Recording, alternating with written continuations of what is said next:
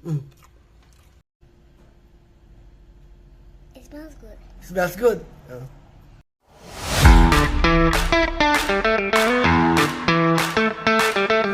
Morning! Morning mga master.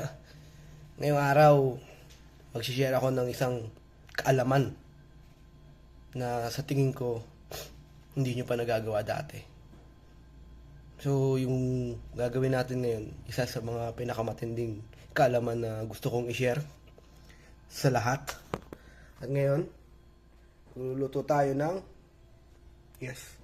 pagluluto po ang kalimitan kong i-share sa inyo sapagkat isa ito sa mga talento na pinagkalob sa akin. Matindi to. Ngayon, unahin natin yung pinakamahirap na kagad. Yung sa tingin ko is hindi pa nagagawa ng karamihan. Yung sa isip mo hindi mo akakalain posible palang mangyari. Pwede palang gawin. Yun ang mga ituturo ko dito sa channel ko. Master Bert Daily. So ngayon, alam mo ang gagawin natin? Scrambled egg. So ito na itlog natin. Pero, bago natin simulan, kailangan malaman muna natin kung anong timbang nilang tatlo. Yung sum nila, yan. Kasi, diyan natin malalaman kung gaanong mantika, asin, o paminta, or iba pang ingredients na mamaya nyo lang makikita kung gaano karami lalagay natin. Yes po, detalyado ang gagawin natin. Tingnan mo mamaya, magugulat ka. Ayan, nilagay ko na yung itlog natin dito. Ipapakita ko sa iyo kung paano yung tamang pagbabati ng itlog. Dahil, napaka-master ko dyan. Yung karaniwan, ganito ginagawa. Diba? Yan. Hindi. Mali. Kasi, mas maganda ang circulation ng egg yolk. O, hindi pala egg yolk. Egg white, tsaka yung dilaw. Kapag ganito, steady mo lang to, tapos ito yung gumagalaw. Ayan o. Ayan. Ayan. Oh! Diba? Ayan. Oh. Oh. Yan. Ang pagbabati ng itlog. Steady lang yung kanan. Yan yung gumagalaw. Oh, kita mo? Parang nagsasangag ka na. Oh. Oh. Diba? Oh.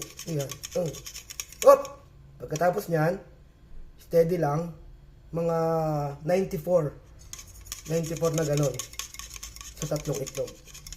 Pag lumagpas ka ng 95, hindi na gano'n kaganda. Pag bumaba ka ng mga 90 pababa, hindi na gano'n kaganda. Kaya lang saktong 94. Okay? So, next natin, ayan na, yung pagluluto na. Meron tayong dito mantika. Dapat malinaw. Dapat klaro. Asin, saka yung kawali. Yung apoy, hininahan ko lang kasi paubos na yung gasol namin Pagalitan ako ng misis ko. Gagawa akong to. Ngayon, pag mainit na yung kalan, yan, mainit na yung kalan, di ba? Mainit na yan. Anong lalagay dyan? Hindi mantika. Asin. Diyan mo ilalagay yung asin. Yan. Diyan mo ilalagay yung asin. Tapos, igigisa mo yung asin. Dapat gisa-gisa. Yan. Pag luto na yung asin, paano mo malalaman? Hindi ko alam Basta, pag ginisa mo yan, ganyan ang mangyayari. Yan. Pag luto na yung asin, or nagisa mo na, ilalagay mo na yung mantika. Dapat sukat yan. Sa tatlong itlog, ganito dapat karami. Ito yung ginagamit ng ko sa pag-inom ng vitamins Hindi, pero sobra na to. Pang madami kaming ganito Yan. Saan nilalagay? Hindi dyan.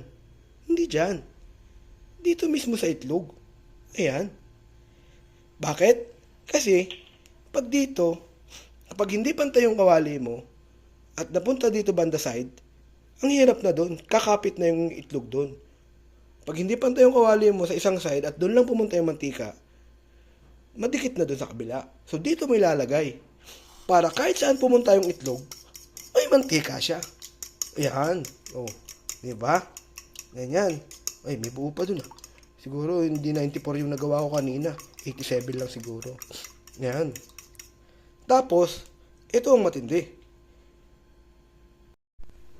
So, yung aside doon sa ingredients na sinabi ko, di ba ang mga Pinoy, hilig yan magkape. Sa umaga, kapartner ng itlog or silangan. Ngayon, para makatipid ka, dito mo natimplahin yung kape sa itlog para isa na. O yan, lagyan mo yung sukal, konti lang, baka ma-diabetic ka. Tapos, kape. Diyan mo nalagay. Para, konti na lang huhugasan mo, hindi ka na kailangan ng tubig. Diyan na din naman yung pupunta yun eh. Maghahalo lang din sa tiyan yan. Tapos, yan, pati uli.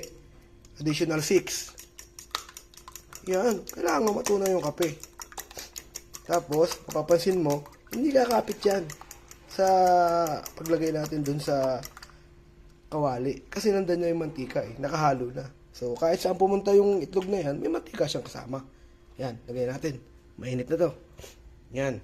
So, parang naging cookies and cream na itlog to ah. Yan. Diba? Plakado. Whoop, whoop, whoop. Kahit saan pumunta yan, di kakapit yan. May mantika yan sa kasama eh. Oh, oh. Kita mo? Kape.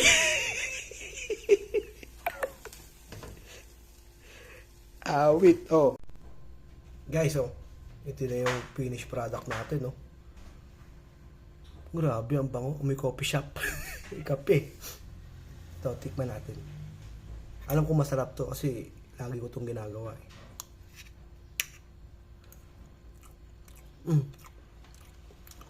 Hindi ka na kailangan magkape. Lasang kape na eh. Paano? Sunod na ulit. May natutunan kayo sa akin, no? Pangit. Lasa. It's not yummy. It's not yummy.